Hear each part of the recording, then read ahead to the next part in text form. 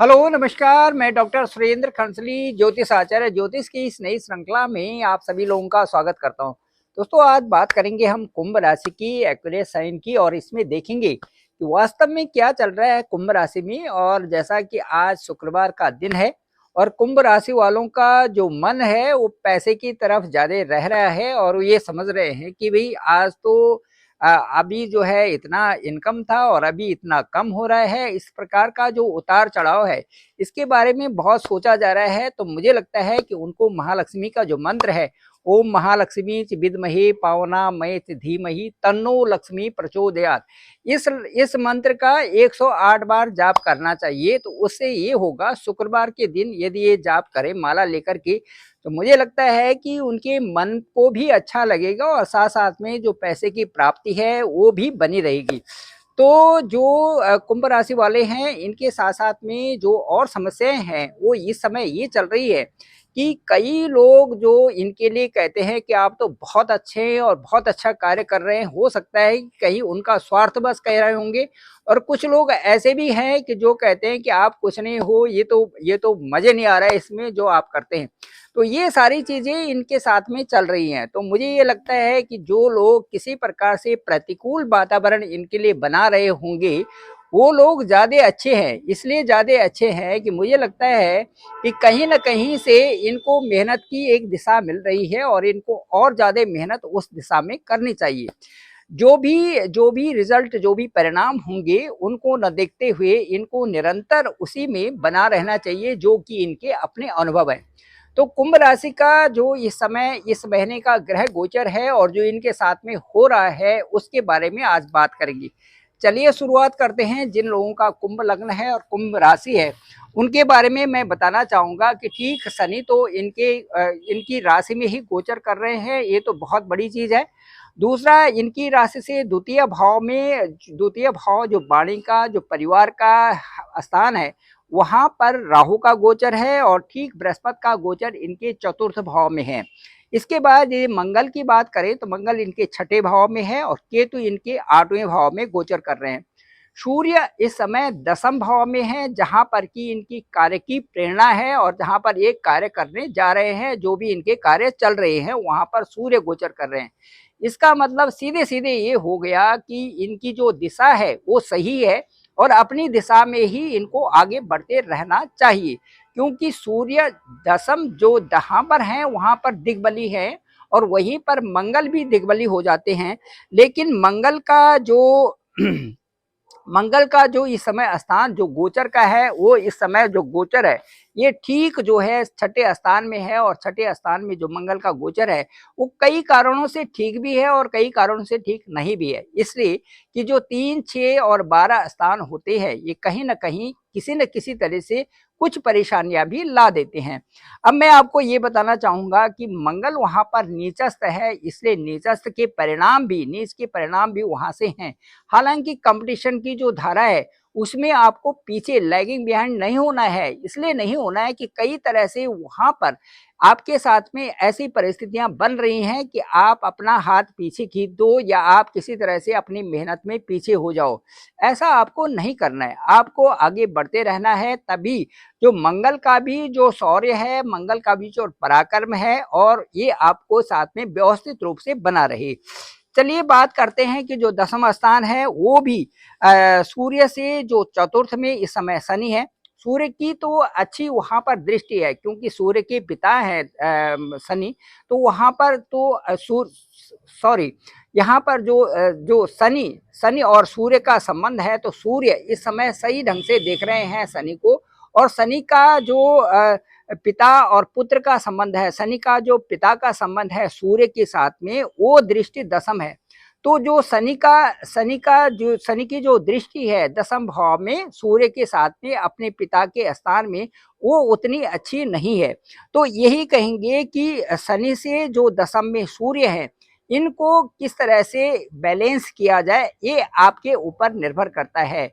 आपको मेहनत मेहनत जो है आपको बनाए रखनी है और इसमें कोई ऐसा आलस्य नहीं दिखाना है जो आपके जो कार्य चलते हुए कार्य हैं वो किसी तरह से रुक जाएं। तो ये स्थिति बनी है। लग्न में जो स्वभाव जो शनिगत वहां पर बैठे हुए हैं और 15/12/2024 तक लग्न का जो ये शनि है, ये आपको कई प्रकार के परिणाम अच्छे दे रहे हैं और अच्छे देने की इनकी मंशा भी है। क्योंकि जो जो शनि की जो डिग्री है वो इस समय बढ़ते हुए क्रम में है और उसमें शनि जो नेगेटिविटी के जो एक्टिवनेस था वो इनका कम होता जा रहा है और जो अच्छी तरफ पॉजिटिविटी के तरफ शनि का इस समय पूरा रवैया इस समय कुंभ राशि वालों के साथ में बन रहा है।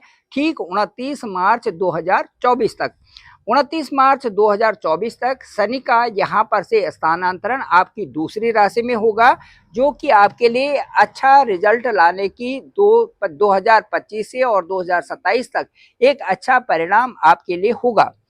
चतुर्थ दशम का जो योग है, क्योंकि सूर्य केंद्र में है इसलिए सूर्य तो शनि के लिए अच्छी दृष्टि रखते हैं, क्योंकि वे सुख भोग स्थान में हैं, परंतु शनि की दशम दृष्टि सूर्य पर जो 15/12/2024 तक है, यहाँ पर आपने अपना ध्यान रखना है कि कहीं पर से भी आपके कार्यों में किसी तरह से उसमें एक हल्कापन आए।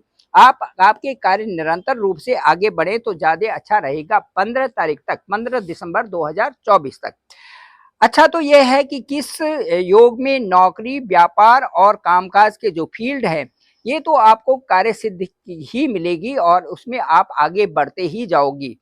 यदि लग्न में शनि और दशम में जो दृष्टि है, तो उससे शारीरिक कष्ट यानी कि थोड़ा सा सिर में दर्द, हड्डियों से संबंधित भी थोड़ी प्रॉब्लम्स हो सकती है और इसके साथ साथ में थोड़ी सी मन की परेशानियां आपके साथ में बन सकती हैं, जो कि कुंभ राशि वाले हैं।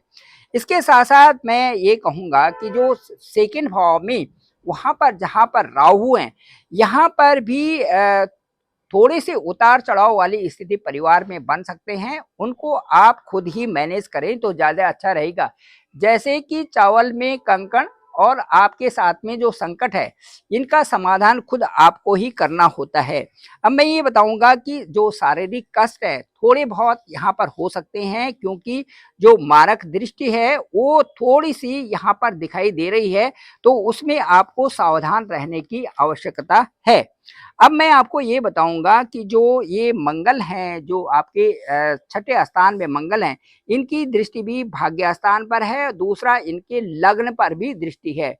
तो इसलिए मंगल से संबंधित या यहाँ पर मैं ये कह सकता हूँ कि जो स्वास्थ्य है उसमें भी थोड़ी बहुत उतार चढ़ाव इसमें रहेगा, जो कि आपको पूरी तरह से मैनेज करने की आवश्यकता है। इसके साथ साथ में केतु का जो विचरण है वो अष्टम भाव में है।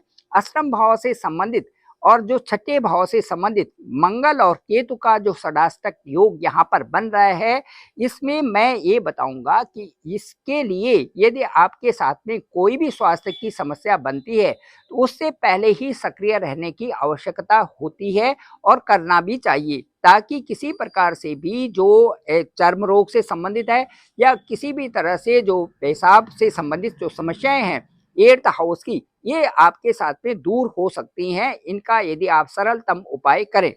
इसके साथ साथ में मैं कुंभ राशि वालों के लिए बताऊंगा कि उनके लिए सबसे बेहतर है कि वो एक तो शिव की उपासना करें और दूसरा शिव की उपासना के साथ साथ में और वो जो सुंदरकांड है और जो हनुमान जी का जो सुंदरकांड से संबंधित और उसके साथ साथ में जो रामायण की कथा है, रामायण का पाठ है, इसको करें तो ये बहुत अच्छा उपयोगी साबित होता है।